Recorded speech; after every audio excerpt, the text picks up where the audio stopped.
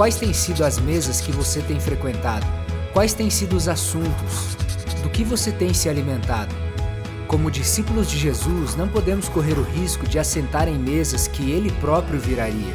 Nossa diferença está no fato de abraçarmos o caminho árduo que leva à porta estreita, selecionando onde estaremos, o que faremos, com quem caminharemos. Somos sal na terra, não podemos comprometer nosso sabor por tão pouco. Somos a luz do mundo, não podemos permitir que a escuridão roube o nosso brilho. Vamos seguir em nossa jornada até Pentecostes, aprendendo as lições do grande banquete, na quarta mensagem da série Lições de Jesus para hoje, nas parábolas de Lucas.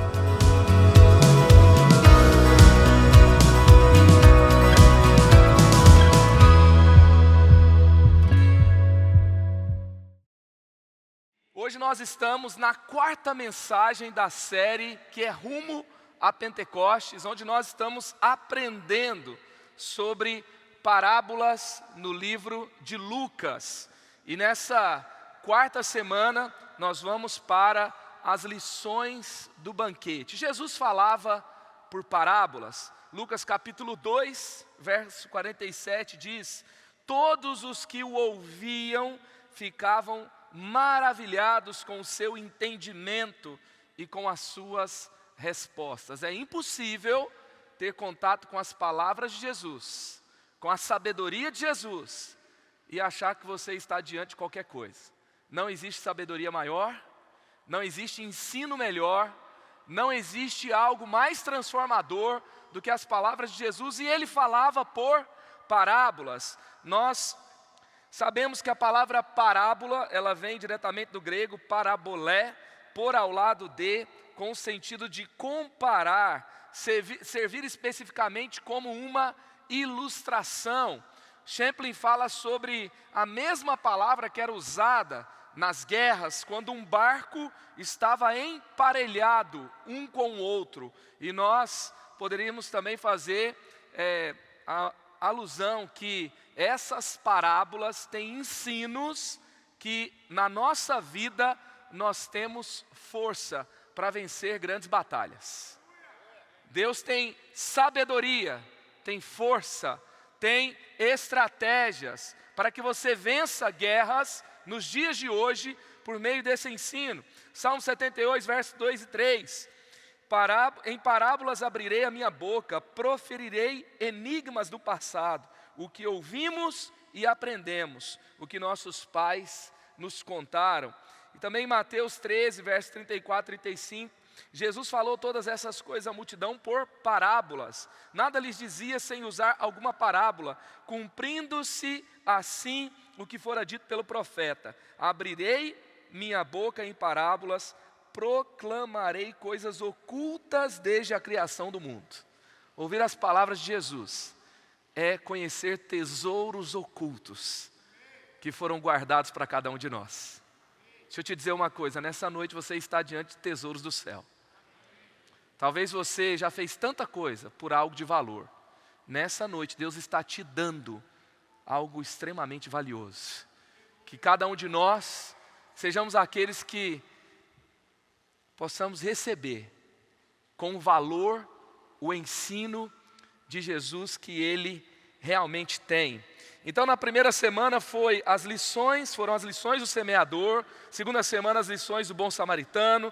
Terceira semana as lições do rico insensato. Qualquer uma dessas mensagens talvez você tenha perdido, ou que você gostaria de ouvir novamente, temos no nosso canal Igreja da Cidade Online, onde você pode assistir novamente, onde você pode enviar também esse link para alguém. E também quero te lembrar dos esboços que estão no nosso aplicativo. Então vamos hoje para as lições do grande banquete. Eu quero abrir aqui a Bíblia, quero te convidar a fazer o mesmo.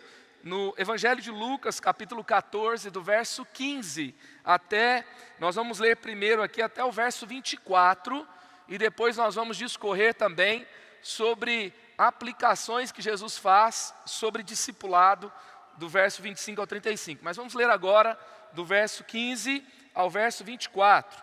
E o texto diz assim: ao ouvir isso, um dos que estavam à mesa com Jesus disse-lhe: Feliz será aquele que comer no banquete do reino de Deus. Verso 16, Jesus respondeu: certo homem estava preparando um grande banquete e convidou muitas pessoas. Na hora de começar, enviou seu servo para dizer aos que haviam sido convidados: venham, pois tudo está pronto. Mas eles começaram um por um a apresentar desculpas. O primeiro disse: acabei de comprar uma propriedade e preciso ir vê-la. Por favor, desculpe-me. O outro disse: acabei de comprar 5 juntas de bois e estou indo experimentá-las. Por favor, desculpe-me. Ainda outro disse: acabo de me casar, por isso não posso ir. O servo voltou e relatou isso ao seu senhor. Então o dono da casa irou-se, ordenou ao seu servo: vá rapidamente para as ruas e os becos da cidade e traga os pobres, os aleijados, os cegos e os mancos. Disse o servo: o que o Senhor ordenou foi feito, e ainda há lugar. Verso 23, então o Senhor disse ao servo: vá pelos caminhos e valados e obrigue-os a entrar, para que a minha casa fique cheia. Eu digo a vocês, nenhum daqueles que foram convidados provará do meu banquete. Vamos orar, para que Deus aplique essa palavra no nosso coração. Jesus, obrigado por essa linda noite. Obrigado por esse dia tão significativo para todos nós. Obrigado por essa linda celebração, pela entrega de cada voluntário. Obrigado, Pai, pela escolha de cada um de estar na Tua casa hoje, ouvindo a Tua palavra e louvando o Seu nome. Pai, peço agora que o Senhor venha com graça, revelação, que o Senhor venha com amor, que o Senhor venha com a sabedoria do céu, que a Tua palavra queime no nosso coração, que a Tua palavra gere vida nova, gere salvação. Se há alguém doente aqui, que a Tua palavra possa gerar cura nesse lugar. E ó Deus, e que o Senhor nos leve ao Teu lugar de profundidade, de amor, de transformação, de relevância. Que a glória seja Tua, apesar de mim. Eu oro em nome de Jesus. Amém. Então vamos aprender com essa palavra, que é tão viva e tão poderosa para cada um de nós. Nós vemos algo aqui, nesse texto, que Jesus, Ele conta essa parábola no contexto de um banquete. Ele foi convidado. Era um banquete com fariseus e mestres da lei. Ele já chega escandalizando, porque ele quer curar alguém no sábado. Ele faz perguntas se poderia, todo mundo fica calado. E ele então cura, e ele ainda vai ensinar que se eles tivessem um filho, ou até mesmo um animal, que estivesse ali passando por algo naquele dia, que eles salvariam. Então, era lícito curar no sábado. Depois ele fala sobre não ser aqueles que são obcecados pelos lugares de honra, mas esperar que sejam convidados para eles. E ali, em seguida, um dos fariseus vai dizer sobre um grande banquete, o banquete no reino de Deus. E eles vão dizer: felizes são esses que estiverem nesse grande banquete. Que banquete é esse que eles estão falando? Porque o judeu ortodoxo, o mestre da lei, o fariseu, ele tinha em mente muito claro essa cena de um banquete do final dos tempos, onde apenas os escolhidos sentariam nessa mesa, estariam ao lado do Senhor, estariam ao lado de Deus, e eles esperavam que eles estivessem lá. Então eles estão falando: felizes são esses que estiverem nesse banquete, os escolhidos. E na cabeça deles, jamais um publicano, um pecador, jamais um gentil, alguém que não fosse judeu, estaria nessa mesa, estaria tão perto, estaria entre os escolhidos. E foi nesse contexto que Jesus contou essa parábola. Foi uma resposta ao conceito que o judeu tinha de escolhidos. Foi uma resposta a como o judeu reagia ao convite de Deus para a salvação por meio de Jesus. E nesse contexto, Jesus está tratando o quê? que os judeus rejeitaram o convite. Porque na Palestina antiga tinha algumas regras desse tipo de jantar, desse tipo de banquete. Havia o convite antecipado. Todos aqueles que eram escolhidos ali com muita antecedência, eles recebiam um convite, eles confirmavam que estariam presentes, e depois eles não sabiam exatamente a hora. Você tem o texto: vá aos escolhidos, vá aos convidados, avisem que está tudo pronto. O banquete foi preparado, é hora deles virem. E era assim, algo extremamente hostil, era algo extremamente, era impensável alguém que tinha dito sim, alguém que tinha sido convidado, não estar pronto, esperando pelo convite quando chegava o dia. Então, quando o Senhor que dá o banquete chama os escolhidos, ele começa a ouvir algumas desculpas. E são desculpas com muita educação, com uma boa explicação. São desculpas dadas, seguidas de, por favor, me desculpe. E aí, um falou sobre a junta de bois que tinha que experimentar. O outro falou sobre um terreno que acabou de comprar. O outro falou sobre um casamento, ele tinha acabado de se casar, então ele não poderia ir. E todos disseram: por favor, me desculpe, não posso comparecer. Então essa parábola está falando sobre os judeus que receberam o convite, por meio deles, eles sendo salvos, espalhariam então a salvação para o mundo. Mas Jesus está falando: vocês rejeitaram, mas eu vou ocupar toda a mesa. A salvação vai para aqueles que não foram os escolhidos no primeiro momento. Os que não são os convidados por antecipação, os convidados por antecedência. Eu tenho outros para colocar nessa mesa. E o primeiro aspecto da parábola é esse. O segundo aspecto, que vai do verso 25 até o 35, é o preço do discipulado. Então temos esses dois aspectos nessa palavra. E quando nós começamos a entender mais profundamente, vamos pensar aqui para os dias de hoje. Se a gente trouxer para o nosso contexto, judeus que receberam convites, os escolhidos que têm lugar na mesa, eu posso também entender que sim, eu sou aquele que, porque num primeiro momento os escolhidos não disseram sim, Jesus me chamou e me colocou nessa mesa. Quantos estão felizes de hoje estar na mesa do Senhor? Amém? Então essa é uma forma de ver. A segunda forma de ver é que aqueles que disseram sim hoje, era plano de Deus salvar o mundo, todos os povos, todas as nações, amém? Aqueles que disseram sim, eles já são convidados para estar à mesa. Eles têm esse lugar perto. Eles já têm o convite por antecipação. Eles já sabem que o lugar é deles.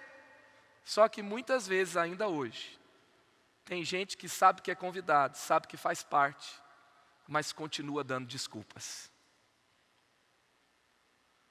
Nós sempre teremos lugar para aquilo que é prioridade. E para aquilo que não é prioridade, nós temos o quê? Desculpas. Educadas e gentis.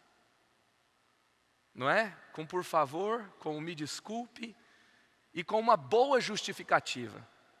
No mundo de hoje, gente, sabe, você cuidar da sua própria família já é um desafio. Nos dias de hoje, você ter as suas contas em dia, manter os boletos em ordem, seu score no Serasa direitinho,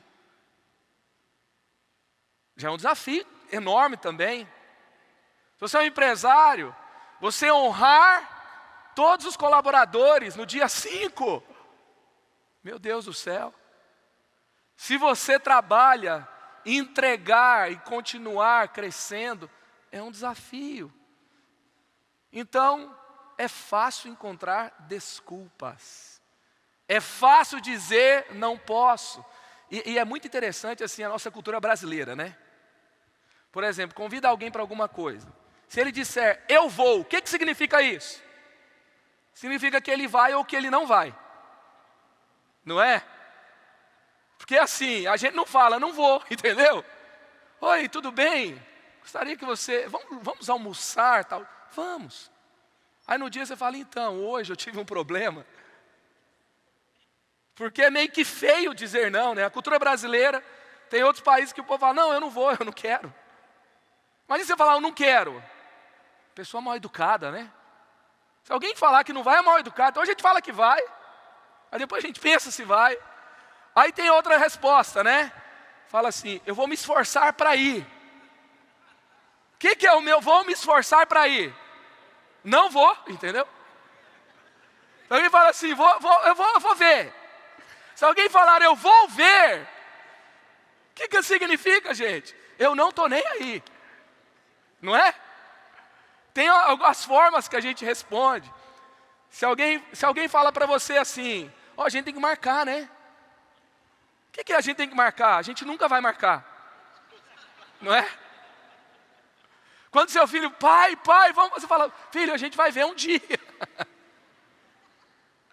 Não é? Você está tentando um jeito para seu filho não chorar. Às vezes meu filho fala assim, daqui a 1000 anos, né? Ele já entendeu. Então, o que significa? Que às vezes a gente é bom de dar uma resposta educada e gentil, que não vai, sabe, deixar a gente mal, mas no final das contas isso não significa que a gente está dentro. Quantas vezes a gente fala, conta comigo, sabe, tá feito, tá nada, entendeu? A gente fala assim, estou terminando, significa que daqui a pouco você vai começar a fazer. Se na sua cabeça que até amanhã estará terminando, então é quase que assim, né? É muita fé, né? Que vai dar certo. Mas, muitas vezes a gente parece que está comprometido, mas não está. E Jesus está falando, sabe, sobre pessoas que deveriam aparecer, comparecer, sentar, tomar o seu lugar, ocupar esse lugar na mesa, mas vive uma vida de desculpas, vive uma vida de deixar para depois, vive uma vida sem priorizar o convite que recebeu de Deus, o convite que recebeu do céu. E essa parábola também tem um aspecto muito importante, que é o aspecto que é a mensagem principal do Evangelho de Lucas. O Evangelho de Lucas tem essa mensagem principal desse convite que o povo judeu recebeu, né? A mensagem do reino pregada aos gentios para a sua salvação era uma continuação legítima do plano de Deus pelo fato de Israel rejeitar Jesus como seu rei. Essa é a mensagem central do Evangelho de Lucas. E Jesus, ele está falando sobre esse banquete, o judeu tem expectativa do banquete, olha só, ele fala, feliz será aquele que comer no banquete do reino de Deus. Ele quer estar no banquete que ele dá uma desculpa para não ir. Já percebeu isso, gente? Que às vezes, é como se a gente achasse que o banquete, porque o convite às vezes não vem do jeito que a gente espera. Então a gente acha que é uma coisa ruim, a gente demora a acreditar. Entendeu? Então a gente está dizendo não para algo que nós temos a maior expectativa de estar lá. Só que a gente não entendeu o que é para nós ainda. A gente não entendeu qual é o significado. Então, eu oro para que a palavra de Deus, para que o Espírito Santo abra os nossos olhos, para os convites do Espírito Santo que estão sendo feitos para cada um de nós. Tem convites do reino para você. Tem lugar na mesa para você. Sabe, tem um lugar ao lado do Senhor para você ser parte de uma conversa, muitas vezes numa mesa. Tem conversas que mudam o destino da sua vida. Tem acordos feitos, tem convites feitos, tem resoluções feitas que mudam o rumo da história. E você tem esse lugar na mesa do Senhor. Então vamos adiante. E ali depois, o verso 25 a 30, nós temos Jesus aplicando, falando do preço, de dizer sim, de cancelar desculpas. Essa noite, em nome de Jesus, é uma noite de cancelamento de desculpas, é uma noite de dizer sim, é uma noite de entender a grandeza do convite que Jesus está fazendo a cada um de nós. É uma noite de dizer: Senhor, eu estarei lá e estar lá.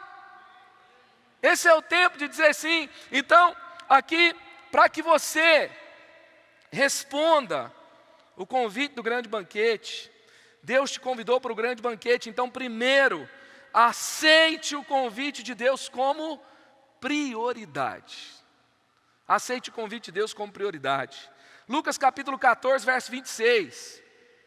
Se alguém vem a mim e ama seu pai, sua mãe, sua mulher, seus filhos, seus irmãos e irmãs, e até a sua própria vida mais do que a mim, não pode ser meu discípulo. Fala: pastor, a mensagem dessa no dia das mães. Está tocando em algo sagrado aqui. Trouxe minha mãe para o culto e agora? Querido, o texto está dizendo que você não pode amar sua mãe? O texto está dizendo assim: não ame a sua mãe, que é pecado, é isso?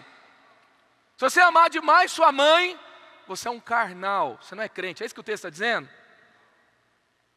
Olha só, Jesus ele pontuou com os fariseus que eles eram hipócritas e que eles não tinham entendido nada sobre o amor de Deus, porque alguns deles diziam assim: não, eu não vou ajudar meus pais, eu não vou honrar os meus pais financeiramente, porque tenho que entregar um recurso, um dinheiro na casa do Senhor. Desculpa religiosa para uma negligência familiar. A gente usa desculpa religiosa para coisa que a gente não quer fazer, você sabe, né? É a Bíblia sendo usada fora de contexto. Texto fora de contexto é pretexto. Não é verdade? E Jesus fala que estava errado. Então Jesus não está falando para você ser negligente com a sua casa. Não está falando para você ser negligente nem com pai, nem com mãe, nem com filho, e nem para não amá-los. Está dizendo que qualquer coisa, qualquer pessoa que você amar mais do que a Ele, significa que você não é discípulo dEle. Discípulo de Jesus é aquele que coloca Jesus em primeiro lugar. E quem vai ser o melhor filho, gente? Quem vai ser o melhor pai? Quem vai ser a melhor mãe? Quem é o filho que não vai só dar um presente dia das mães, mas vai ser uma coroa, sabe, na cabeça daquela mãe, porque ele é um filho que honra, ele é um filho que a mãe tem orgulho, é um filho que dá alegria o ano inteiro. Quem é? É aquele que Jesus é o primeiro lugar na vida dele. É ou não é? Como eu posso ser alguém que Jesus é o primeiro da minha vida? Eu o honro, eu ando com ele, eu obedeço, eu faço o que ele me pede. Se é para perdoar, eu perdoo. Se é para andar a segunda milha, eu ando. Se é para servir, eu sirvo. Se eu preciso melhorar alguma coisa na minha vida, eu melhoro porque Jesus pediu. Sabe, quem é essa pessoa que vai fazer isso e vai dar só notícia ruim para a mãe? Nenhum.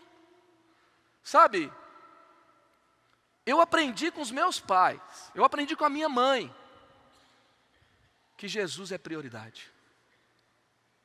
Sabe, se você quiser ser um pai ou uma mãe que faz tudo errado, coloca o seu filho acima de Deus. É o jeito mais rápido de você estragar ele. Entendeu? Porque o que fica acima de Jesus se torna o seu ídolo. E todo ídolo te decepciona.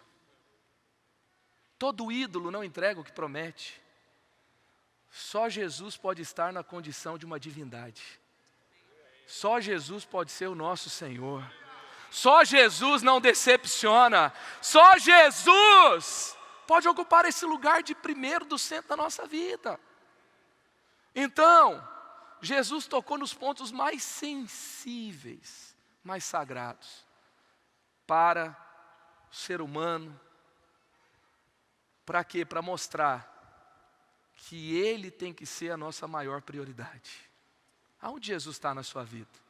Ele é o centro? Ele é o primeiro? Esse é um tempo de escolhermos o Senhor. E eu louvo a Deus porque a minha mãe serviu ao Senhor e serve até hoje.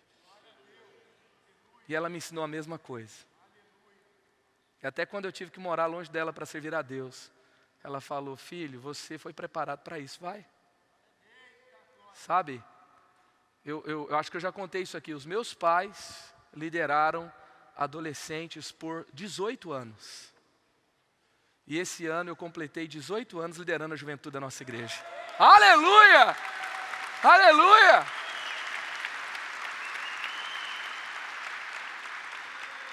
Gente, ó, você sabe que assim, se você não idolatra seu filho, você não controla, né? Então eu me afastei da igreja na adolescência. Mas não tinha jeito, minha mãe orava tanto. Dava tudo errado. Minha mãe deve estar orando, eu ficava pensando, tá orando. Entendeu? Eu não consigo me perder, entendeu? Só que não era só isso.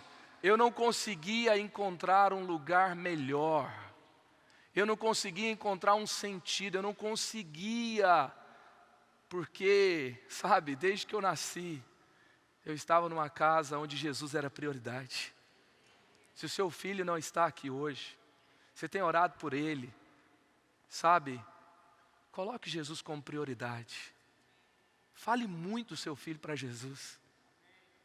E fale de Jesus para o seu filho quando for a hora que você tem que falar.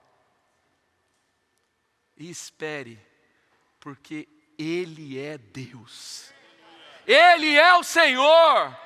Ele é poderoso para fazer. Ele cumpre as suas promessas. Ele pode ocupar esse lugar, porque Ele tem todo o poder. Aleluia! A família mais feliz é a família que Jesus é prioridade. Amém, gente? Então que Jesus seja a sua prioridade.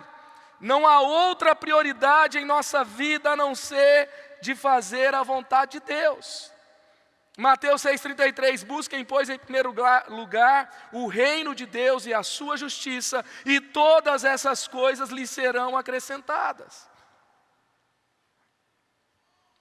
Gente, sabe por que às vezes a gente tem dificuldade de fazer a vontade de Deus? Eu liderando jovens, muitas vezes eu vi um casal que estava com medo de abrir uma situação no namoro, sabe, de deixar Deus entrar nessa situação, porque aí se Ele pedir para terminar, entendeu? Então aquele relacionamento se tornou Deus. E se Ele pedir para eu largar esse negócio, porque não está tudo certo aqui, então Ele pode me pedir para sair fora. Se Ele me pedir para ficar ali, sabe, eu não tiver que perder tudo, melhor, mas e se Ele me pedir tudo, então eu não entrego tudo, sem reservas. Porque eu tenho medo de levar prejuízo servindo a Deus. Eu tenho medo de sofrer dano. Eu tenho medo de passar por desconforto e por dor. Deixa eu te falar uma coisa, nada bom vem da sua zona de conforto. Se Jesus te pediu alguma coisa que você não quer entregar, que você acha que você vai sofrer, no final das contas é porque isso é só um sinal que você não está tão perto dele assim. Porque quando você conhece as intenções dele, você não tem medo de obedecê-lo. Porque tudo que Deus faz é bom. Você acredita nisso? Tudo que Deus faz é bom. Então qual que é a minha prioridade de vida? Fazer a vontade de Deus. É isso que eu tenho que fazer. Amém? Você tem coragem de falar isso? Coloque sua mão aqui e fala assim: a minha prioridade é fazer a vontade de Deus. Aleluia, amém? Aleluia! Nós serviremos ao Senhor. Não vou servir as minhas vontades, não vou servir o que, falam para eu fazer. Eu tenho que servir a Deus, eu tenho que fazer a vontade dEle. Se eu fizer assim, vai ser a melhor coisa que eu posso fazer na minha vida. Então a minha prioridade é fazer a vontade de Deus. Segundo, decida seguir Jesus Cristo e consagrar a sua vida. Consagre sua vida a Ele completamente. O texto continua no verso 27, aquele que não carrega a sua cruz e não me segue não pode ser meu discípulo. Então Jesus agora, olha o preço do discipulado. Foi convidado, é comigo, eu vou. Mas agora você tem que tomar a sua cruz. Aí você fala, então, eu tenho algumas coisas para fazer, me desculpe. Aí vem a criatividade para dar desculpa. E gente, pegar a nossa cruz, a vida cristã tem renúncia. Por quê? Porque Deus não aprova. Eu tenho que rejeitar tudo que Deus não aprova, a Bíblia não aprova. Mas tem isso, mas tem aquilo, mas eu tenho tanta vontade, mas eu vou sofrer, mas eu não me sinto bem. Nós vivemos num mundo que assim, o que é certo? O que me faz me sentir bem? Se me dá prazer, eu não posso dizer não. Nós vivemos num mundo que a identidade está acima da verdade, que os fundamentos foram removidos, e aí então eu não consigo pegar minha cruz para seguir a Ele, para renunciar, porque eu tenho que fazer o que eu gosto, o que eu... É difícil às vezes você desconstruir a sua vida em cima de um fundamento, que é Jesus. Mas é o nosso chamado.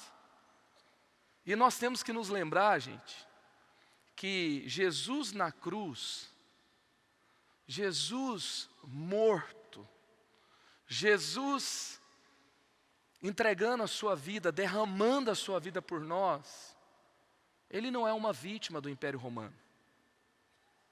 Ele não é uma vítima do sistema religioso, sanguinário, ruim, perverso dos judeus ortodoxos, dos fariseus, dos sumos sacerdotes. Ele não é vítima disso.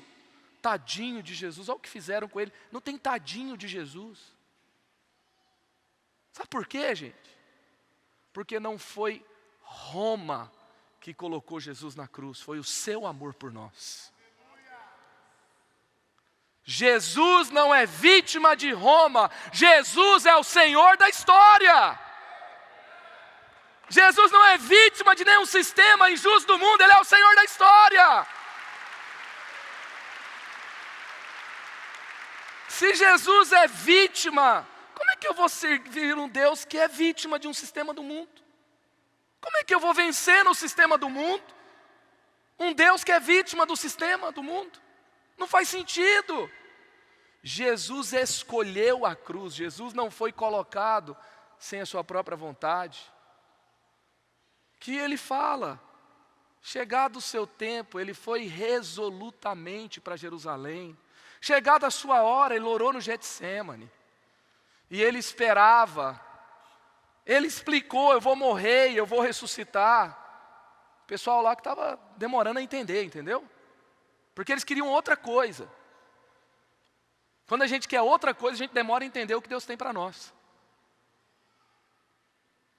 E aí então, demoraram demais a entender. Aí quando chegou toda a tropa, Judas achando que estava se dando bem, né? Aí então, quando chega toda a tropa e perguntam onde Jesus estava, quando Jesus fala, eu estou aqui, cai todo mundo no chão. Só para ficar claro que assim, ele não vai ser levado.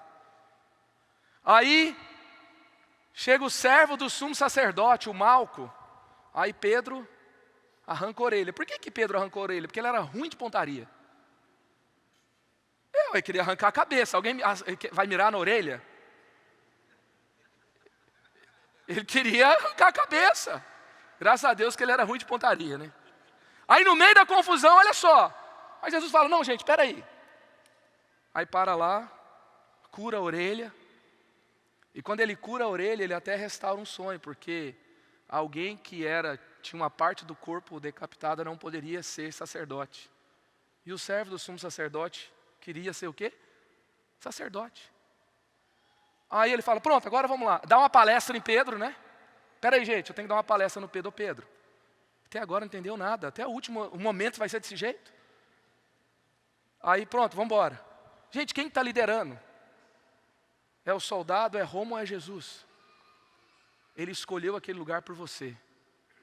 Consagrar a sua vida não é ser obrigado a fazer algo, é escolher renunciar o que você tem que renunciar, porque Jesus te chamou, porque Ele se entregou por você, porque esse é o seu lugar agora.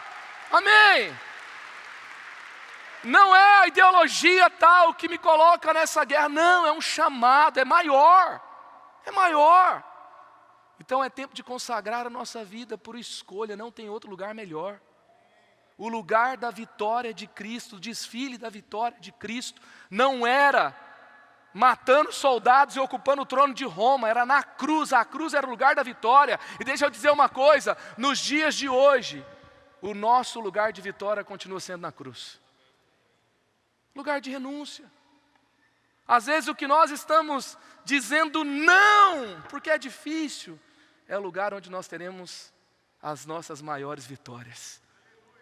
A gente não quer estar lá, mas é o melhor lugar para estar. Olha o que nós vemos aqui. Romanos 6,4. Portanto, fomos sepultados com Ele na morte por meio do batismo, a fim de que, assim como Cristo foi ressuscitado dos mortos, mediante a glória do Pai, também nós vivamos uma vida nova. Quem que ressuscita com Cristo? Quem morre para si mesmo. Ele não gosta de falar que as coisas velhas passaram, tudo se fez novo, temos uma nova vida, mas só tem nova vida para quem já morreu. Se você não morreu, tem velha vida. Né, o Lutero falou que ele afundou o velho homem nas águas do batismo, mas o miserável sabia nadar. Entendeu? Vamos deixar o velho homem uns 10 minutos lá para garantir. Né, você a gente levanta em segundos. Mas o velho homem tem que ficar lá no fundo, amarrado. Amém? Temos que ir para a nova vida. A pastora Vivian fala assim, que a cruz não é lugar de sofrimento, é lugar de morte. Tem estudos que mostram que deram um tipo de bebida para Jesus para retardar a sua morte. Para quê? Para ter mais sofrimento. Mas não adiantou, Jesus morreu rápido. Por quê? Porque a cruz não é lugar de sofrimento, é lugar de morte. Quando a gente está sofrendo, é porque a gente está vivo ainda. Temos que escolher, Senhor, eu entrego. Minha vida agora é sua, é só para a sua glória. Às vezes tem que perdoar com razão mesmo. Por quê? Porque é lá que Satanás é vencido. Do jeito que a gente foi perdoado, a gente perdoa também. E segue, tem gente que não consegue seguir em frente porque emprestou R$100, a pessoa não pagou, você está até hoje naquele lugar, não consegue perdoar R$100, gente. Aquele lá é um ladrão, não tem palavra. Aí você vive servo da difamação, com razão, porque você não recebeu. Sabe, e quando tem umas coisas mais difíceis de perdoar, né? Não vamos ser escravos do passado, não, vamos seguir adiante, amém? Vamos melhorar, vamos ter alegria, vamos escolher a alegria. Deus te convidou para o banquete, então prepare-se para ter um encontro com Deus. Prepare-se. Lucas 14, 28, qual de vocês, se quiser construir uma torre, primeiro não senta e calcula o preço, para ver se tem dinheiro suficiente para completá-la? Se preparar para fazer algo. Ele falou do banquete, falou do discipulado, e falou, olha, se você vai ser meu discípulo, senta e calcula o preço. Porque a mesa é para discípulo, não é verdade? A mesa é para quem escolhe sentar perto. E quem escolhe sentar perto é discípulo. Não é fã de Jesus. Não é só um seguidor de Jesus. Seguidor pode ser seguir de perto, seguir de longe. Mesa é lugar de discípulo. Quem é discípulo aqui? Amém, amém. O céu está vendo a gente com a mão levantada aqui. Ô Senhor, ajuda. Ajuda a gente. E aqui, o que Jesus está falando? Prepare-se, calcule o preço. Fique pronto, porque tem o preço. Então nós precisamos nos preparar, parar de negligenciar, estarmos dispostos a tudo por Jesus, crer no fundo do nosso coração que tudo que Deus faz é bom e caminharmos com Ele. Deus te convidou para o grande banquete, então cumpra o seu propósito na terra. Você tem um propósito nessa terra, você não está aqui só de passagem não. Então o texto do verso 34 e 35, o sal é bom, mas se ele perder o sabor, como restaurá-lo? Não serve nem para o solo, nem para adubo, é jogado fora. Aquele que tem ouvidos para ouvir, ouça. Jesus está falando do lugar do banquete, está falando que é lugar para discípulo, que é lugar para aqueles que disseram que vão comparecerem. E quando aqueles que comparecem, ele está dizendo qual que é a propriedade, qual que é a natureza. É como um sal, ele tem uma propriedade, ele tem uma missão. O sal era usado para que a carne não apodrecesse. O sal é usado para quê? Para dar sabor. Uma picanha com um sal parrilhado por cima, assim, ó, no final.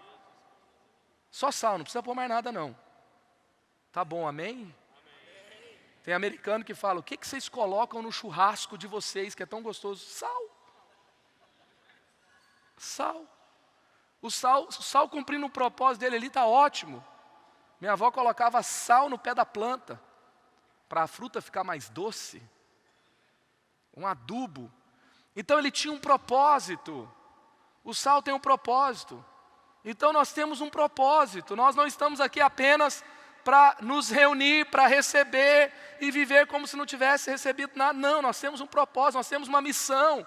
Servir a Jesus não é só para melhorar a nossa vida, não é só para a gente ter conforto. Ele é aquele que nos cura, Ele é aquele que nos melhora, Ele é aquele que nos transforma, Ele é aquele que nos salva para quê?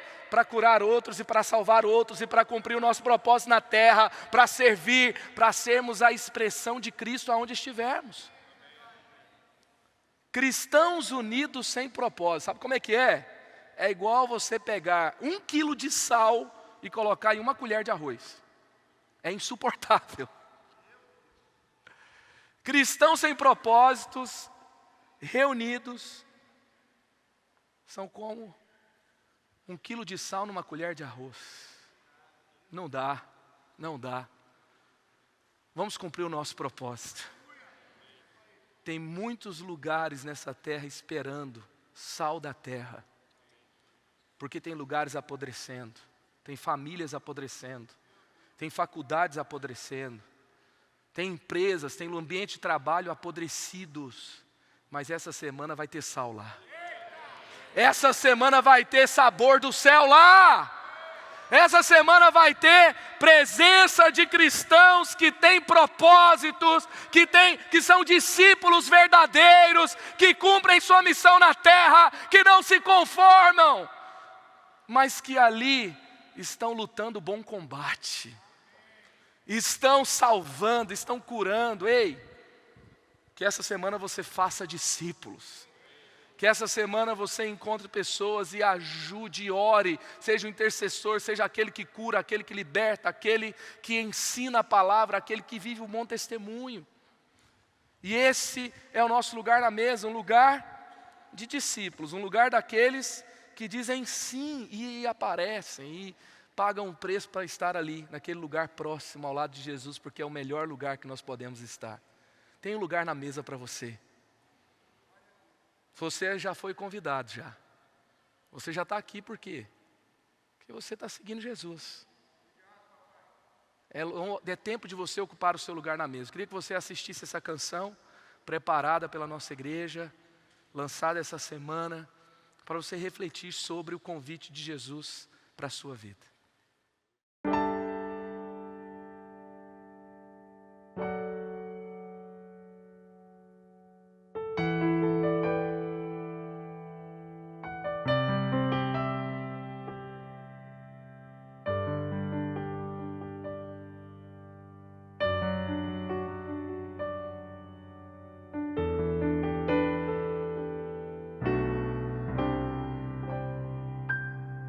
Uma mesa e um banquete, tem vinho e pão e um convite, grita vai nas ruas, pela cidade, o rei deseja a casa cheia. Não deixarei que as coisas dessa terra me seguem, me impeçam de assentar à mesa.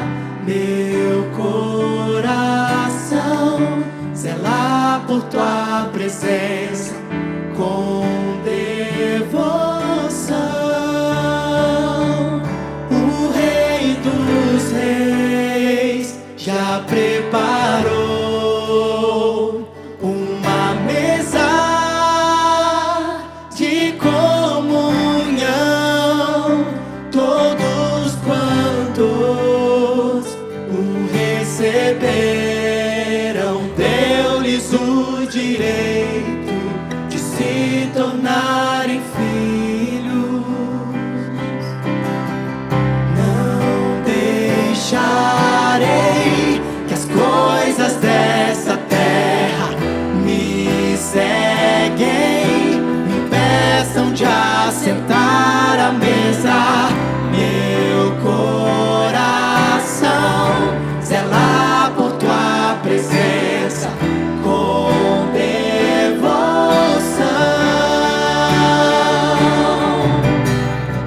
Não deixarei que as coisas dessa terra me seguem, me impeçam de assentar à mesa. Meu coração zela por tua presença com devoção. O Rei dos Reis já preparou uma mesa de comunhão. Todos quantos o receberam, deu-lhes o direito de se tornarem filhos. O Rei dos Reis já preparou uma mesa de comunhão. Todos quantos o receberam, deu-lhes o direito de se tornarem filhos. Deu-lhes o direito de se tornarem filhos. Deu-lhes o direito de se tornarem filhos.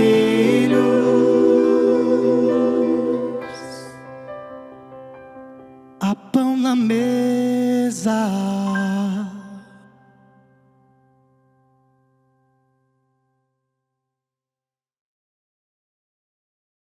Glória a Deus, que bom que você recebeu esta palavra da fé, essa mensagem, o Espírito Santo agiu e certamente agora é hora de você poder dar uma resposta para Deus. À luz do que você recebeu nesta mensagem de fé, pregada com tanto amor, uma mensagem bíblica de Deus para o seu coração, é hora de você dar uma resposta para o Senhor.